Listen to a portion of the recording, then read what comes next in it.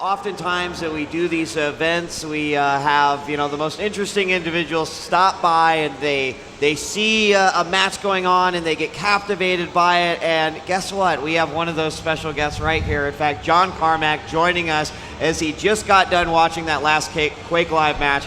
And of course, it's big for me, big fan of Mr. Carmac here. He came up and he said, "That was great, guys. I love it." John, thanks for joining us. We asked him to come on for just a little bit, but you've got to love this. You've got to love to see a byproduct of something that probably wasn't the original intention. It's to have fun, but here are guys like learning to have fun on a whole another level, like a level that just makes us all go, wow. What do you think about this whole pro scene? Yeah, it's like every year at QuakeCon, I spend some time just quietly sitting by myself in the kind of the stands there watching people play these games, and usually there'll be some people that go, "Hey, that's John Carmac right behind me," and I'm just sitting there watching the games like everybody else. And usually, most years, it's just me sitting there kind of in awe of the skill level of the practitioners here, just the precision, the pinpoint accuracy, and it's fun to just kind of watch that. But watching this last game with the commentary was really a completely different experience. I mean, I have some vague notion of what's going on with level control and people denying and all that stuff, but I'm not at that level of play. I never was and I never will be. But hearing it all laid out like that, it made the whole thing much more exciting. I was really very impressed with that. I love that, and obviously, we all come from the heydays of Quake 3, and that was a big competitive scene back then. Quake 2.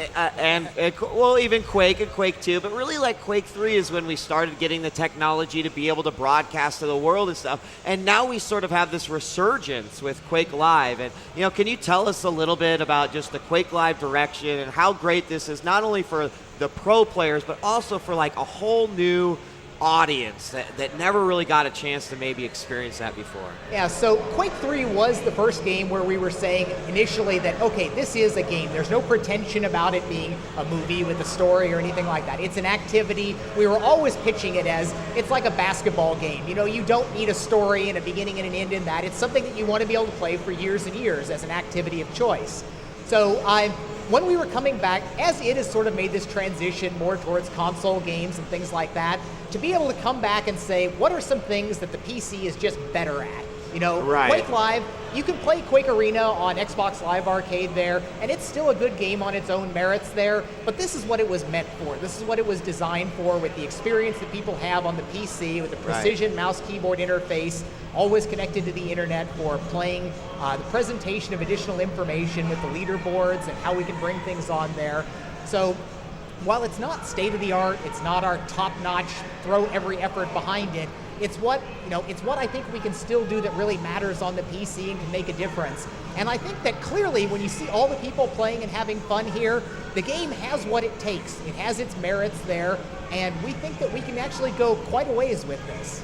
And I think that Slasher would probably agree with me when I say absolutely. We've already seen such a giant surge in the community of interest and activity, and old players coming back and new players. And, we learned yesterday that a player that became pro, if you will, in Quake 4 had never really played Quake 3. And that was kind of blowing my mind a little bit because Quake Live was sort of their first introduction to that. But there are a lot of individuals out there. I think that's phenomenal. I'm curious how that went because, Quake 4 never was designed as much for the multiplayer competitive experience as Quake 3. And I would think for professional players, they probably actually have a better time on this, title. I think you're absolutely right on that one, John. So Slasher, you go.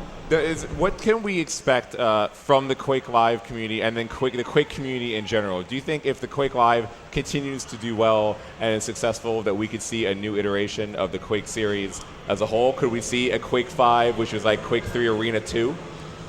So probably not specifically like that. We entertained that notion as an idea like a year or two ago when we were kind of figuring out what we wanted to do. But in looking at things, realistically, looking at Quake Live right now, how much better would it be if we id Tech 5 did and made everything mega textured and it looked all glorious on there? I think the evolution that we need to do in this generation is the things that are going on right now, like improving the game for presentation, doing better things with the community and the ladder boards and leaders. And I think the plan is that Quake Live will continue to evolve along those routes. you know, it might be something that would be fun to do sometime, to just kind of reskin with a new engine on there. But if anything, that's probably going to have a somewhat negative impact on some of these crucial aspects of the gameplay, where you go from 120 hertz update to a 60 hertz update or even lower on there, and you add in like SMP latency issues and things like that. So I think we are segregating our efforts from the kind of the power and the glory of the modern stuff on the consoles, focused along that, and what we're doing with Quake Live, focusing more on the gameplay metrics, the presentation across the web, absolute minimum latency and experience there. And that's the plan, but as always, we don't have things locked in, and it may yet change. If it turns out that now that we're at the point where we can actually start going somewhere with Quake Live, where everything's really kind of working and we can take the beta tag off, there always is that possibility. If we go out and we really surprise ourselves at how much presence we can have on there, that we may want to do another product with that. But I do worry some about whether it's the technically right thing to do to go ahead and throw kind of the modern everything in the kitchen sink technology-wise at a product like this. I don't know. Well, I mean, do you consider Quake Live as a sport? I mean, has it, because Quake 3 is in particular and Quake Live evolved as a sport enough as where the next game iteration in the series, because Quake 3 is still 10 years old, Yep. where the next Quake game could be that much better, but in the same aspect of Quake 3 as a sport title?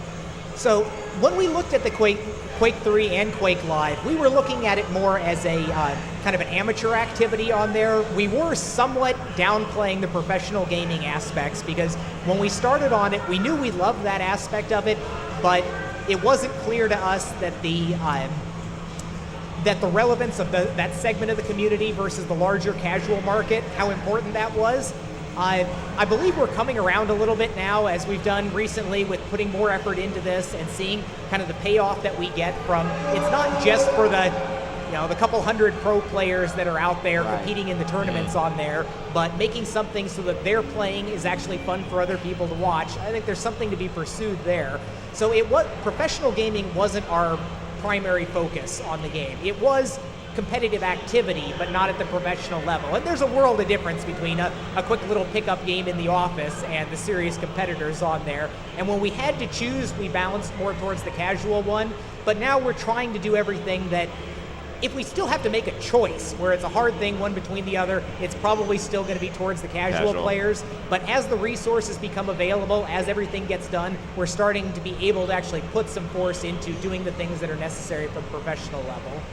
Now, has it? I'm sorry. No, go ahead. And now, is there any reason why it hasn't been like that? Only because, Quake in general almost started the entire esports movement and scene back with PGL and the Ferrari and your Ferrari giving away to Thresh so many years ago. I mean, was it ever realized like 10, 11 years ago with Quake 2 that it would become like it is today? Or was that never foreseen at all?